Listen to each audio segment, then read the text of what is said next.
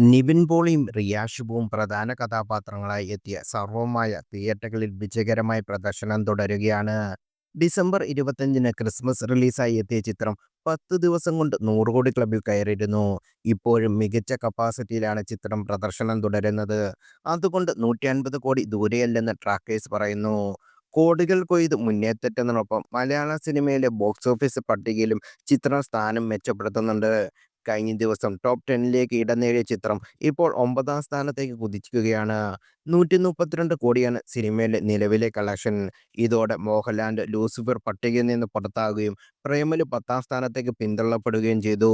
ഇനി സർവ്വമായിക്ക് മുന്നിലുള്ളത് മോഹൻലാലിന്റെ പുലിമുരുകനും ഫഹദ് ഫാസിന്റെ ആവേശമാണ്. പുലിമുരുകന്റെ 139 കോടി അധികം വൈകാതെ തന്നെ സർവ്വമായ മറികടന്നേക്കും.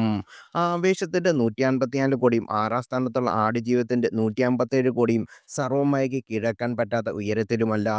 180 കോടിയുമായി 2018-ഉം 235 കോടിയുമായി തുടരും. 241 കോടിയുമായി മഞ്ഞുമ്മൽ ബോയ്സും 266 കോടിയുമായി എമ്പുരാനും 304 കോടിയുമായി ലോക എന്നിവയാണ് പട്ടികയിലുള്ള മറ്റു ചിത്രങ്ങൾ. 1-ാം സ്ഥാനത്തുള്ള കല്യാണി പ്രിയദർശന്റെ ലോകയെ മറികടക്കുന്ന കളക്ഷൻ ഈ വർഷം പുറത്തിറങ്ങുന്ന ഏതെങ്കിലും ചിത്രം മറികടക്കുമോ എന്നറിയാനുള്ള ആകാംക്ഷയിലാണ് പ്രേക്ഷകർ. പുലിമുരുകന്റെ ഇൻഡസ്ട്രി ഹിറ്റ് പദവി 7 വർഷങ്ങൾക്ക് ശേഷം 2018-ന്റെ വരവോടാണ് തകർന്നതെങ്കിൽ പിന്നീടുള്ള വർഷങ്ങളിൽ ആ കാലതാമസം ഉണ്ടായിരുന്നില്ല. 2012 റെക്കോർഡ് തൊട്ടടുത്ത വർഷം മഞ്ഞുമ്മൽ ബോയ്സ് തൂക്കി. 2025-ൽ 2 തവണയാണ് ഇൻഡസ്ട്രി ഹിറ്റ് റെക്കോർഡായി മാറിയത്. ആദ്യം മഞ്ഞുമ്മലിലെ പിള്ളാര് എമ്പുരാനിലൂടെ അബ്രഹാം ഖുറൈശി പെരലാക്കി. മാസങ്ങളുടെ വ്യത്യാസത്തിൽ സാക്ഷാൽ മോഹൻലാലിന്റെ റെക്കോർഡിനെ കല്യാണി പ്രിയദർശൻ മലർത്തിയടിച്ചത്. അതുകൊണ്ട് തന്നെ 2026-ഉം പുതിയ ഇൻഡസ്ട്രി ഹിറ്റ് ഉണ്ടായേക്കാം.